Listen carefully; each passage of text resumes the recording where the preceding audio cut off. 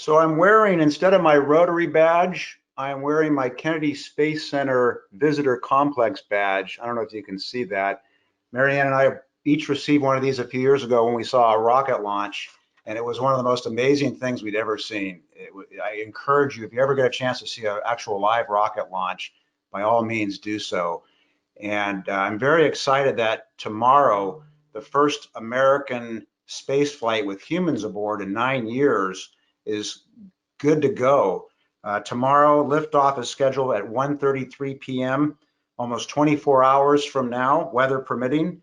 And as I say, I encourage you to at least watch that on your computer if you can. You should be able to find some link on YouTube Live or SpaceX, or just Google it, or yeah, one of the news organizations.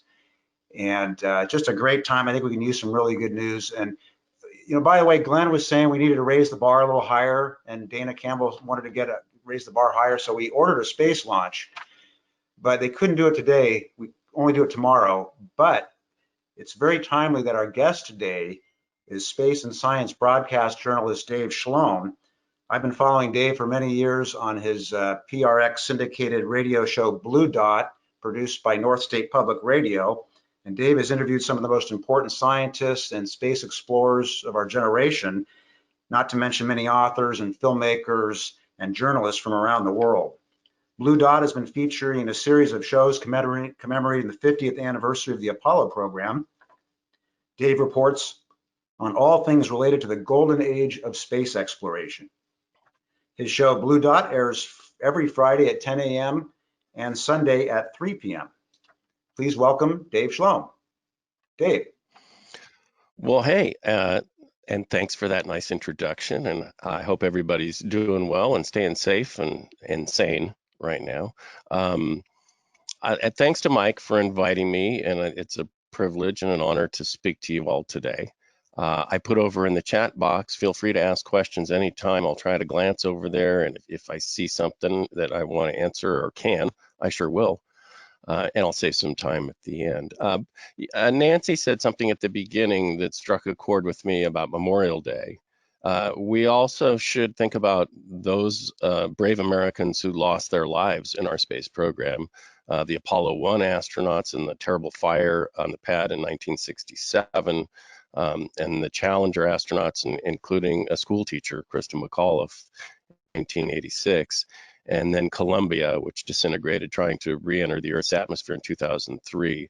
So, and several astronauts that were lost, in jet accidents trying to travel to and fro during the height of the space program. So, I think of them also when we honor our veterans on Memorial Day. Okay, so let's talk about, and I want to ask a quick question. Glenn, would you be okay with me getting rid of my camera so people can just concentrate on the slides? I'm not that interesting to look at. That's fine. Although I am wearing my Moonwalker Invitational shirt that I wore to play golf with someone that you'll see in the slideshow, and I'll tell you about that later. You are more than welcome to turn your camera off, Dave, so that's fine. So. Yeah, it also helps the bandwidth situation. Okay, so the talk today is called America Returns to Space. As Mike said, it's been 9 years since America has launched American astronauts from U.S. soil, from the Kennedy Space Center in Florida, which everybody knows is, America's spaceport, and has been since 1961. So let's go to the first slide. And the last time that we launched from this place was in 2011. It was the Space Shuttle Atlantis STS-135, the 135th mission of the Space Shuttle. And since that time, we have not had the capability to launch Americans into space from the US. We've been hitching a ride on Soyuz spacecrafts from Russia. I almost said the Soviet Union. Shows you how old I am. But because I grew up in the era of the Soviet Union and the Cold War and the space race, it really bothers me that America has not had the capability to launch our own astronauts and that we're relying on Russia. So this is a very important moment in America spacefaring history. And we should all be, sitting on pins and needles tomorrow. And I'll tell you some tips about how you can watch it later. And if you have any questions, you can ask about that. So that's Atlanta's taken off for the last time from Kennedy Space Center, from the same pad that you'll see the launch from tomorrow, historic pad 39A. Let's go to the next slide.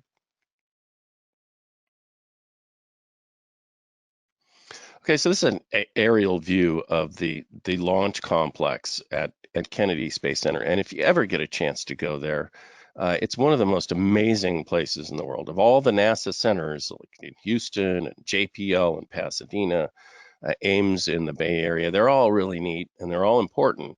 But there's only one place that really has the hardware, and that's KSC. And as you look at that picture, you can see the Atlanta coast there and the beach in the background. The big building, the little square thing you see there in the center, that's the vehicle assembly building.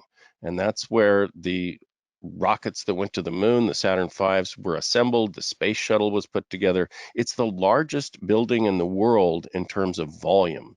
If you think about it this way, if you took the Empire State Building and you chopped it in half so it wasn't quite so tall, you could put 4 Empire State Buildings inside that building. It is that big. And it's so big, it has its own weather inside. It can actually form clouds in the top that, drizzle a little bit. So it's just immense. And when you get up kind of close to it and you get a sense of the scale of the thing, you get an idea of how big the program was that took us to the moon. If you look at the road going out to the coast, the one that leads out to the right, the first one there, that's pad 39A, where the launch will take place tomorrow at 1:33 our time. SpaceX has taken that pad over and refurbished it, thankfully. And then over to the left, the other one, 39B there, that's where NASA will be launching other missions that we'll talk about later on. So the one tomorrow, though, is on the right. Okay, let's go to the next slide.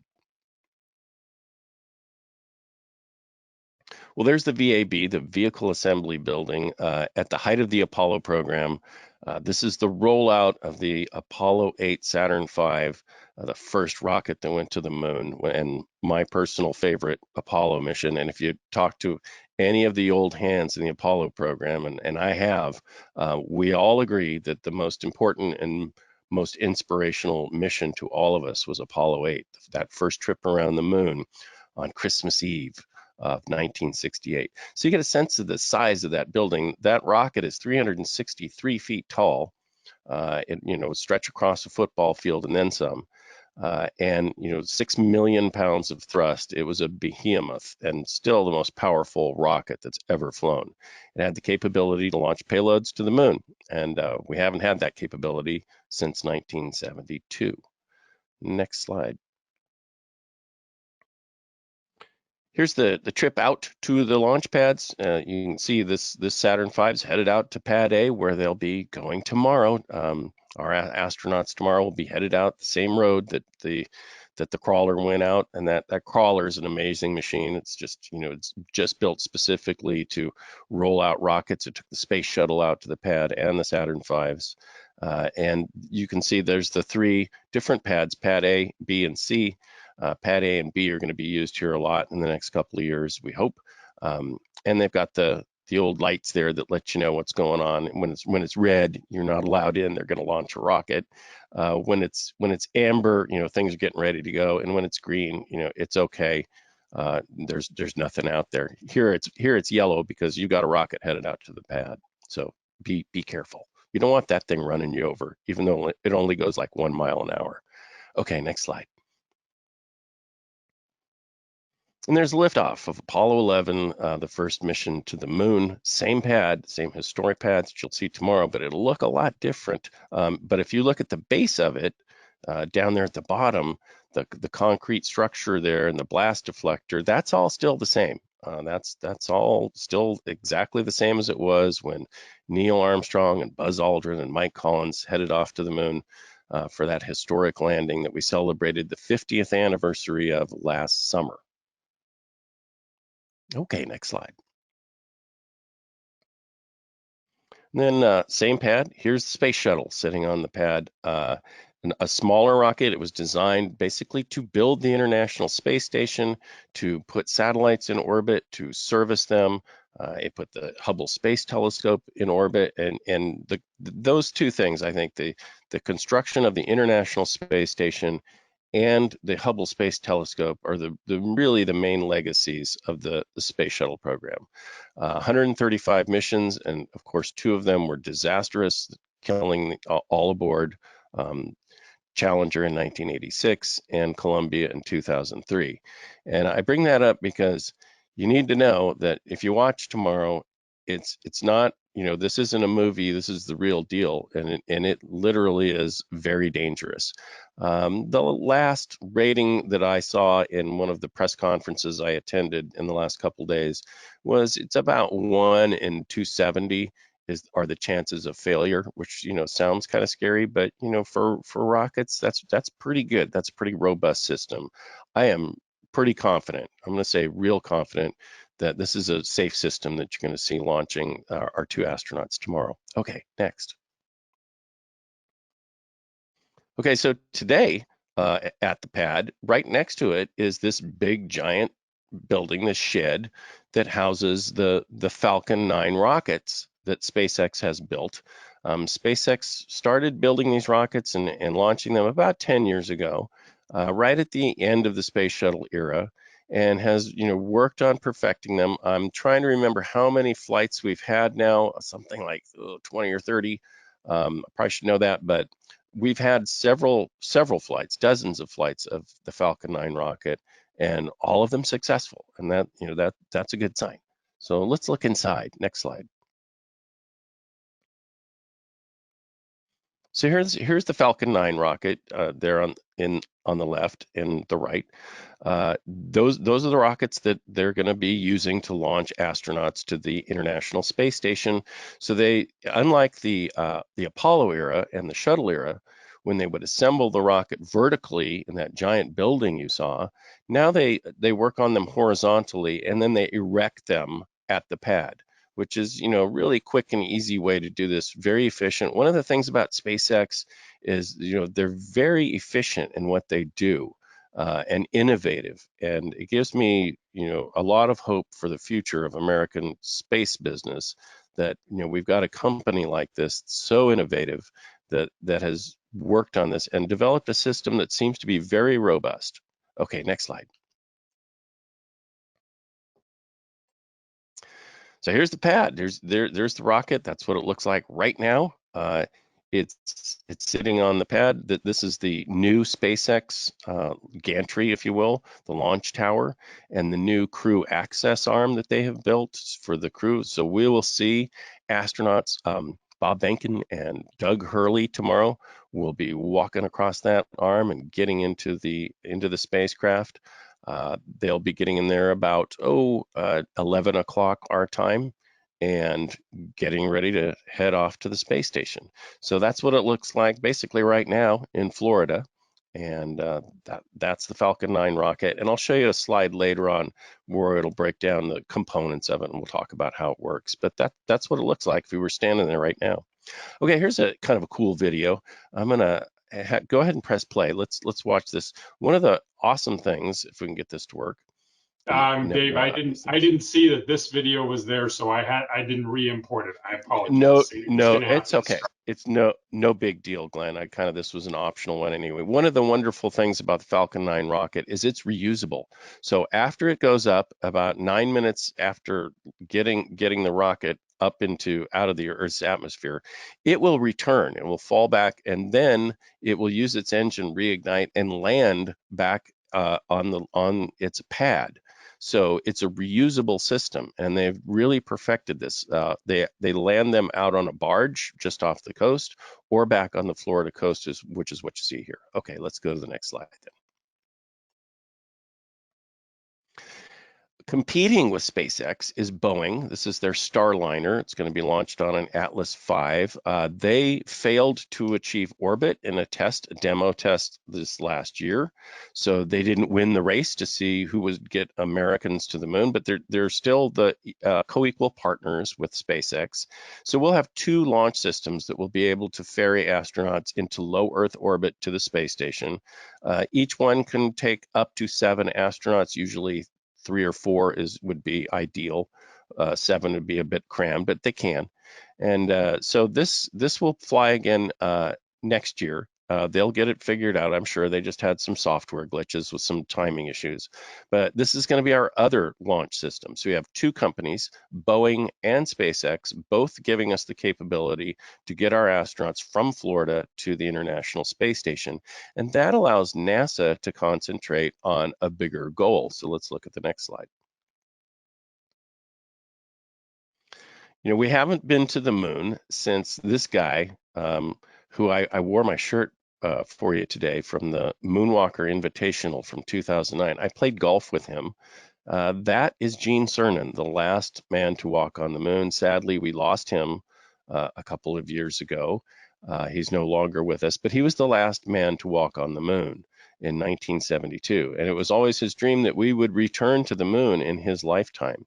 And now the focus is on getting us back to the moon. So this is Gene Cernan, the commander of Apollo 17 from December of 1972. So the question is, what kind of rocket do you need to do that? Because SpaceX Falcon 9 rocket is not capable of that. The Space Shuttle wasn't capable of it. Let's look at some rockets that are. Next. So I just want you to concentrate on the orange rocket in the middle, SLS Block 1 right now.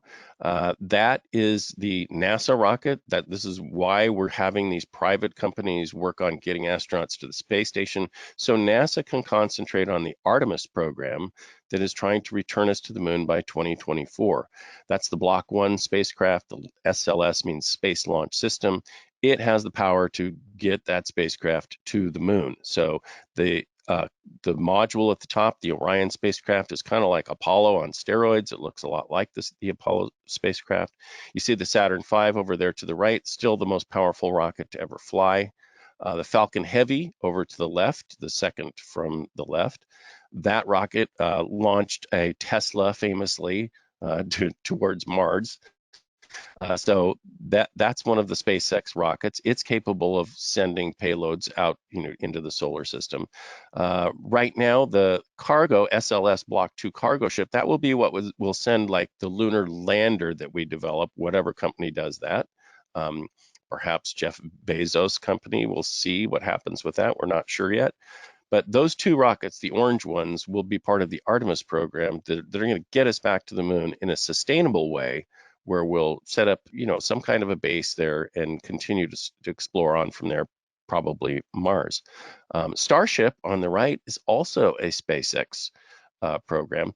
That is a giant rocket they're working on, and I would not be surprised if the first American spacecraft to land on the moon is some version of that from Elon Musk's company SpaceX. Okay, next slide. There's the SLS on the pad in an artist's view. Okay, next. Here's what the Orion spacecraft will look like as it's headed off to the moon. So I imagine sometime about 2024, our first mission to the moon might be something like Apollo 8, not landing on the moon, but going in orbit around the moon. And with our modern camera technology with 4K and maybe 8K by then, that will be pretty spectacular. Okay, next.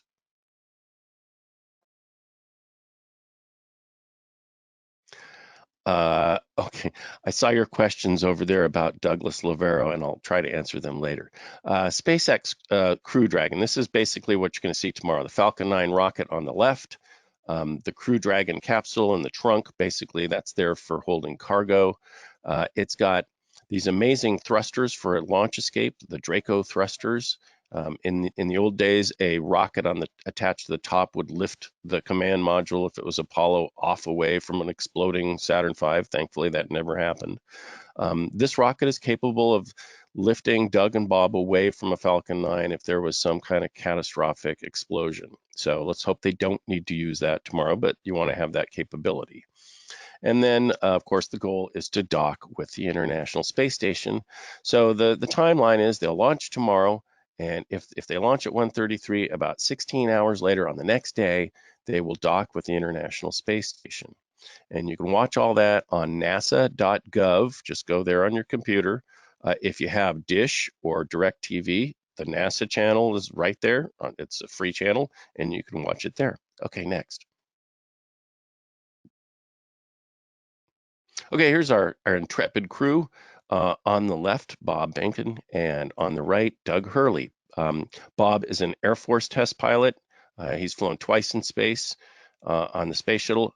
Doug was on the last mission to the space station, STS-135 with Atlantis, and he was one of the ones that left the American flag there that they're trying to go capture and bring back to the United States on this mission. Next. So here they are. So you get to know their faces. They're the best of friends. I've studied the crews of so many space flights. My favorite crew of all time is the crew of Apollo 12 because they were just the best of friends. And one of my best friends, Amy Bean, her dad was on that mission. Al Bean, the fourth man to walk on the moon. These guys are just like that. They are best friends. They've been friends for a long time. They like complete each other's sentences. You can't ask for two more perfect people to be going out there on this test flight tomorrow than Bob and Doug. Next. Oh, so you can play this video, right?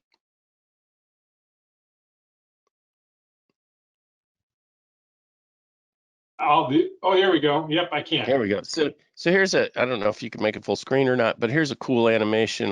There's sound with it, but I'll just talk you through it. Here's a view of the Falcon 9 rocket. There's Dragon sitting on top. There's the crew access arm. The astronauts will arrive in Tesla Model X, really cool cars that have the NASA logo and SpaceX logo on them. They have those doors that open like that, hatch doors, make it easy to get out. The astronauts will do the Alan Shepard look up at the rocket, just like in 1961, walk across that brand new, beautiful crew access arm that's enclosed, get aboard.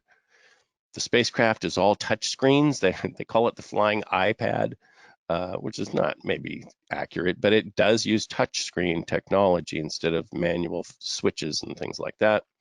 And then hopefully this is what you see tomorrow at 1:33, a dramatic liftoff into space.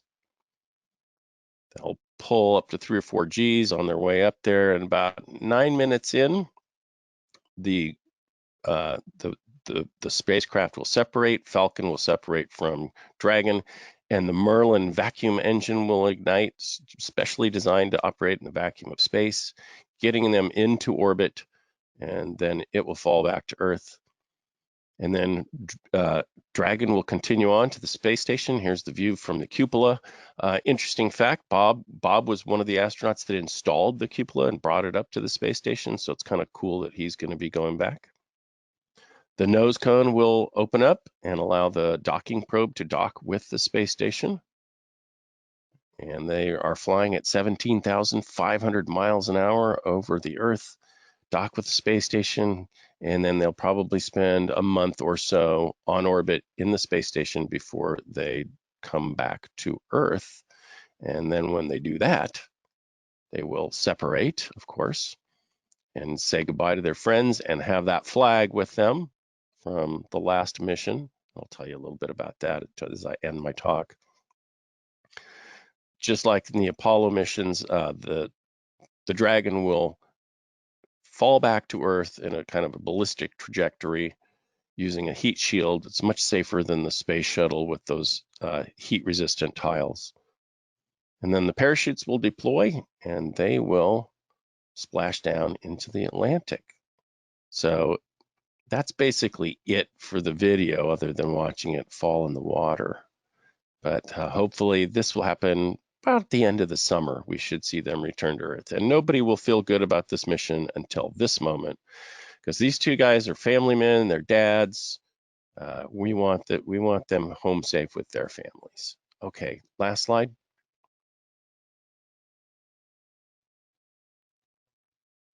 Do you have that last slide I sent you?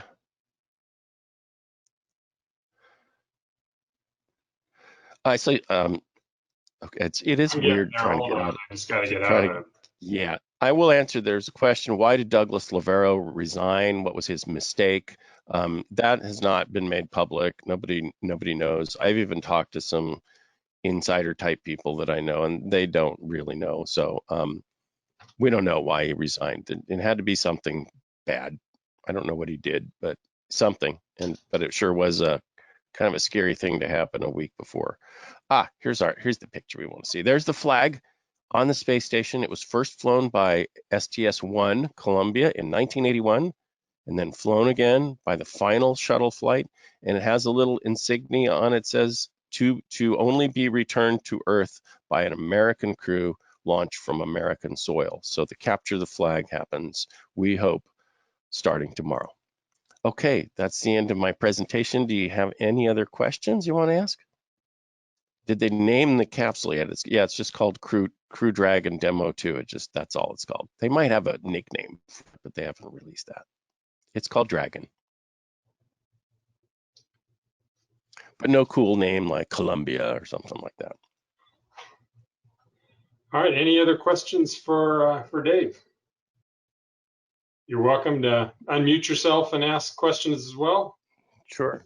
And again, easiest way to watch is on NASA TV. If you have any of the cable or the satellite dish or direct TV, NASA TV's on there. You can watch it on there. It starts at 9 o'clock in the morning with the coverage. The astronauts get up, eat traditional astronaut breakfast. We haven't been told what they're going to eat. In the old days, it was steak and eggs, but we don't know what they're eating tomorrow. That's been kept top secret. We'll find out, I'm sure. And then, Dave, yeah. Tomorrow does it seem like the weather is good to go, or are they anticipating postponing? And if so, when? Right now it's about a 60% weather go, which means 40% hold because of weather. I've been looking at that. So it's kind of a little better than 50-50. So don't be surprised if this thing gets weather delayed. I think the next launch window is the 31st. And I don't know what's after that, but they'll wait till it's safe. They're not going to launch into a thunderstorm. If you may remember, if you're as old as I am, back Apollo 12 in 1969 was hit by lightning. And ever since then, they've been real careful about not launching rockets, because rockets, when they're contrails, when they're going up into clouds, they can just generate their own electric current and they can generate their own lightning. So it doesn't even take a thunderstorm for them to make lightning. Dave, it's Evan Tushinsky. Oh, hi. Hey, it's good to talk to you again. I love to watch, Hollywood things. I've watched From Earth to the Moon. I've watched Apollo 13. A lot of the movies.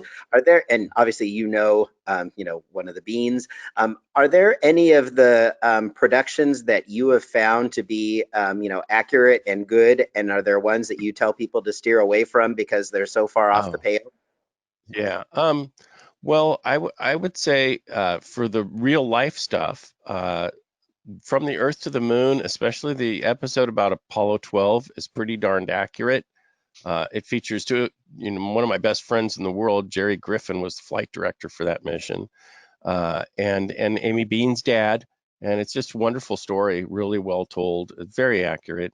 All of the From the Earth to the Moon series is good. Apollo 13 is good. It's not all exactly the way things happen. It's a movie. It's not a documentary, but it's good. Jerry Griffin was one of the technical advisors on it. I like The Martian, even though it's kind of something that could happen in the future. It's pretty neat. As far as things that are not that great, I can't think of anything offhand that's awful. But those are the best ones for Hollywood movies. Lost in Space. Are you referring to the movie version or the old TV show? The old TV show. That was awesome. Danger, Will Robinson. Danger, Will Robinson. Yes, you got to move your robot arms, Rob. Yeah. So, yeah. No. Not quite. Lost in Space. David, I have a question. A lot of fun. Yeah, go ahead.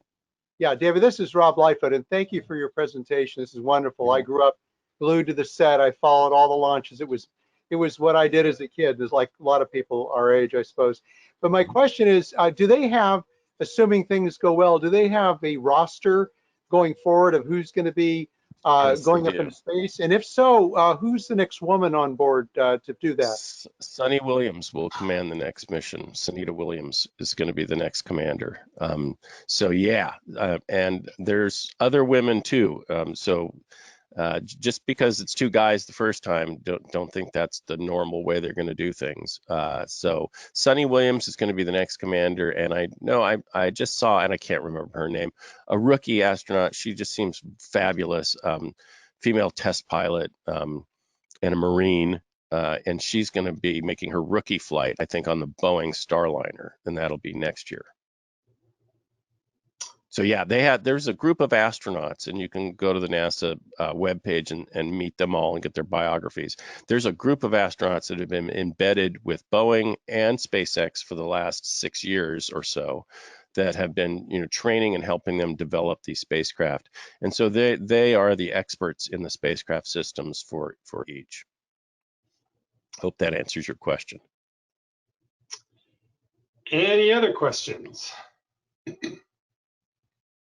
Yeah, hey, Dave, this is Mike Donnelly. I just really appreciate it. We could use some good news these days, and I love this talk. I feel like this was extraordinary, so I appreciate you putting all this work into it. I know a lot of effort went into this, and it's very timely. Thanks. And Mike, you made me think of something that a thought I want to leave you with. One is that flag. And people ask me all the time, why go into space? Why spend all this money? You guys are in Rotary, and you're all about business.